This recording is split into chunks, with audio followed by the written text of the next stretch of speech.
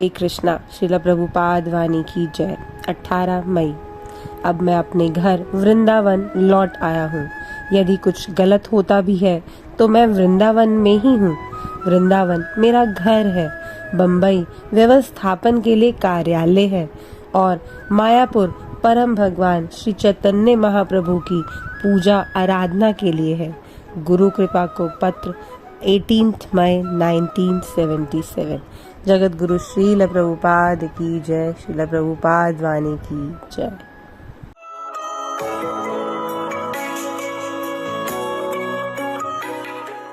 सनातन गोस्वामी का यही प्रश्न था कि कहते हैं कृपा करी यदि मोरे करियाछ उद्धार अपना कृपा से कहो कर्तव्य आमा।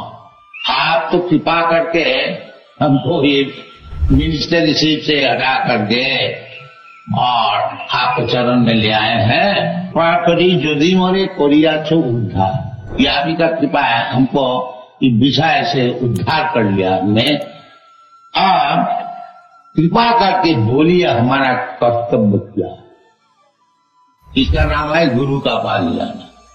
गुरु कोई ऑफिशियल चीज नहीं है, गुरु बना लिया, गुरु अपना घर में रहे, हम घर में रहे। ये सनातन गोस्वामी सिखा रहे हैं कि गुरु करने का बाद फिर क्या काम है।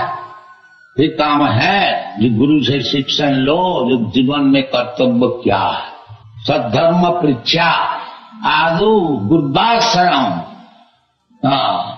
साधु धर्मानु गमनम सद्धर्म पृच्छा, ये जो नियम है। सद्धर्म पृच्छा, गुरु करके उनसे पूछना चाहिए सद्धर्म क्या चीज, जीवन को किस तरह से बनाना चाहिए। तस्मात् गुरुम प्रपद्येत जिज्ञासु श्रेय उत्तमम। गुरु किसके लिए जरूरत है? जो कि उत्तम विषय में जिज्ञासु है, उसके लिए गुरु एक फैशन नहीं है कि गुरु कर लिया हमने, नहीं। गुरु उसके लिए जरूरत है। तस्मात् गुरुम प्रपद्येत जिज्ञासु श्रेयम उत्तमम। श्रेयम उत्तमम, श्रेयम माने भलाई। सभी चाहते हैं अपने भलाई के लिए, तो सबसे उत्तम भलाई क्या है उसको पूछने की, इसलिए गुरु का जरूरत। तस्मात् गुरु प्रपद्येत जिज्ञासु से उत्तमम। तो फिर गुरु इस तरह से होने चाहिए जो कि उत्तम विषय में बता सके। शाब्दे परे च निष्णातं ब्रह्मणि उपसमाश्रयम्, ये गुरु का लक्षण है। शाब्दे वेदादि शास्त्र में पारंगत है। शाब्दे परे च निष्णातम, जैसा पानी में हम लोग स्नान कर लेते हैं, बिल्कुल पानी में डूब करके और पवित्र हो जाते हैं, इसी प्रकार व्यक्ति जो ब्रह्म में स्नान किया है, शाब्दे परे च निष्णातम, और उसको फल स्वरूप क्या है ब्रह्मणि उपसमाश्रयम्, और सब चीज छोड़ करके उपशम करके केवल ही ब्रह्म पद में उसका लग्न है। ये गुरु का लक्षण है। तो चैतन्य महाप्रभु का पास आकर के ये सनातन गोस्वामी पूछा कि हमारा कर्तव्य क्या है। आप तो कृपा करके हमको मिनिस्ट्री से छुटा के ले आए हैं, और अभी हमारी क्या कर्तव्य है ये आप बताइए। আমি কেন আমায় जापे तापत्रय यह ना जानी कैमने ही था। सनातन गोस्वामी बता रहे हैं कि अब आपके पास आए हैं तो हमको बताइए जब मैं है कौन। हम मिनिस्टर है कि हम सनातन गोस्वामी है क्या और कुछ है और कुछ, यही तो मैं जानता नहीं। जब जैसा समय हुआ हम तो बन गया, उसी में बैठ गया, उसी में काम किया। ये असल में है मैं क्या, ये बताइए। ये गुरु को प्रश्न होना चाहिए। ये सेल्फ रियलाइजेशन। प्रत्येक व्यक्ति अपने को समझता है ये शरीर कोई देहात्म बुद्धि, मैं हिंदू है, मैं मुसलमान है, मैं बंगाली है, मैं गुजराती है, मैं अमेरिकन है, मैं इंडियन है, ऐसे ऐसे अनेक प्रकार उपाधि से विभूषित होकर के मैं अपने को समझता हूं। बोलिए असल में मैं है क्या, ये पूछना। हम कौन है? हम हिंदू है, न मुसलमान है, न क्रिश्चियन है, गुजराती है, बंगाली है, और काला है, सफेद है क्या? हाँ, ये पूछ रहे, ये गुरु का पास पूछना चाहिए। इन्हें सेल्फ रियलाइजेशन, आत्मज्ञान, श्रोतव्यादि निराजेन्द्र निरांसंति सहस्रशा विहिषु व्योमेन। आत्म तत्व जो नहीं जानते हैं वो मूर्ख ही रह जाते। तो इसलिए सनातन प्रभु, सनातन गोस्वामी ये पूछ रहे हैं कि आमी कहने मोड़े जापे ताहो। भगवत भक्ति पहले आपने को समझा कि आमी कहनो मरे जापे ताहो, मैं है कौन। और ये 3 प्रकार के जो होते ये जो क्लेश है उसको क्यों हमको सहना पड़ता है? हम तो चाहता है, वो मरने को चाहता है, बाकी सब मरता। ये पूछना चाहिए। जो हम तो मरने को नहीं चाहता हूं, हम तो अब बुढ़ापा में आने को नहीं चाहता हूं, सब समय नौजवान रहने चाहता हूं, फिर हमको जबरदस्ती क्यों बुढ़ा बनाया जाता? ये प्रश्न होना चाहिए। ये आमी कहने वाली जाते था तो इसका नाम है सत्संग है। और इसके लिए हमारा भारतवर्ष में अनेक प्रकार साधु संघ का विचार है। विशेष करके भगवद गीता जो कि स्वयं भगवान बता रहे हैं, तो हम लोग को ये लिए उचित है जो जैसे भगवद गीता में बताया है उस प्रकार शिक्षा ले करके अपना जीवन धन्य करें। और इधर जो हम लोग ये केंद्र खुला है, ये हमारा मिशन यही है और कुछ नहीं है। ये चैतन्य महाप्रभु का मिशन है। चैतन्य महाप्रभु का क्या मिशन है? क्या यही मिशन है कि 3 दफे चैतन्य महाप्रभु बताया, जो भारत भूमि ते मनुष्य जन्म होइल जा, जन्म सार्थक करी करो परो होगा। जिसका भारतवर्ष में जन्म हुआ वो साधारण मनुष्य नहीं है। ये देवता लोग भी प्रार्थना करते हैं भगवान से कि हमको और एक जगह भारतवर्ष में जन्म दे। भारतवर्ष का जन्म ऐसी है। अभी तक इतना नास्तिक के बाद फैलाया जाता है, तब भी भारतवर्ष में कुंभ मेला होता है, करोड़ों आदमी आते हैं, और हम लोग को ऐसे ही कोई हीन व्यक्ति कोई अगर उत्सव करते हैं तो रोजाना 20-30 हजार आदमी साहब देखने सुनने को आते हैं। ये भारतवर्ष है। इसलिए चैतन्य महाप्रभु विशेष करके बताया है भारत में, ये भारत भूमि ते मनुष्य जन्म हुई जा, जन्म सार्थक करी करो पोता। तो आप लोग सब भारतीय है, भारतवर्ष में आप लोग का जन्म हुआ था, इधर आए हैं व्यवसाय के खातिर में और कुछ करते हैं। बाकी ठीक है। बाकी चैतन्य महाप्रभु कहते हैं आमार आज्ञाएं गुरु हैया तारो यही देश। जो हमारी अभ्यास है, आप लोग सब भारतीय जितने हैं सब गुरु हो जाएंगे। हमार आज्ञाएं गुरु हैया तारो यही देश। आप लोग अफ्रीका में आए हैं, ये अफ्रीका देश को उद्धार कीजिए, ये आप लोग का कर्तव्य।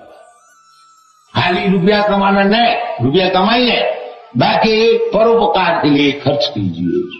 ये भारतीय का कर्तव्य है, ये चैतन्य महाप्रभु का। और किस तरह से अब गुरु हो जाए। कैसे गुरु है? हमारे तो कोई विशेष विद्वान है नहीं, कुछ जानते ही नहीं, कोई विद्वान का होने का जरूरत नहीं है। ये कैसे गुरु हो गया? जारे देखो तारे कहो कृष्ण उपदेश, बस गुरु। कोई ढंग दिखाने का जरूरत नहीं है, सोना बनाने की जरूरत नहीं, केवल कृष्ण जो बताया है उसको अब गुरु होगा। यही आप लोग से हमारा प्रार्थना है। जब आप लोग भारतीय है, इस देश को उद्धार कीजिए। देखिए का अफ्रीका लोग कैसे कीर्तन कर रहे हैं, ये सभी आप लोग, हम परदेश से आदमी ला करके ये नचाते हैं, आप लोग नहीं नचा सकते क्यों? ये हमारी प्रार्थना। आप लोग नचाइए, आप लोग इधर है। ये बेचारी परदेशी अमेरिका से यूरोप से लाकर के इसको नचाने पड़ेगा हमको। ये आपसे प्रार्थना, ये निवेदन है, इसको ग्रहण कीजिए, इस तरह से काम कीजिए, सेंटर मौजूद है, अच्छी तरह से उसको बनाइए, जैसे शास्त्र में लिखा है उसे काम कीजिए, गुरु बन जाइए, उसको उद्धार। Thank you very much. हरे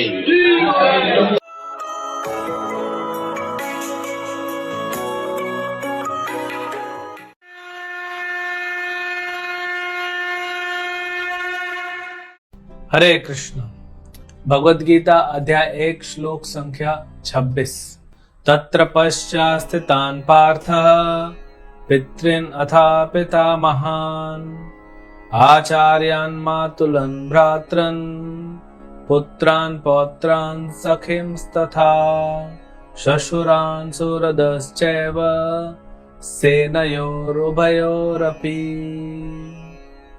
अर्जुन ने वहां पर दोनों पक्षों की सेनाओं के मध्य में अपने चाचा, ताऊओं, पितामह, गुरुओं, मामाओं, भाइयों, पुत्रों, पौत्रों, मित्र, ससुर तथा शुभ चिंतकों को भी देखा।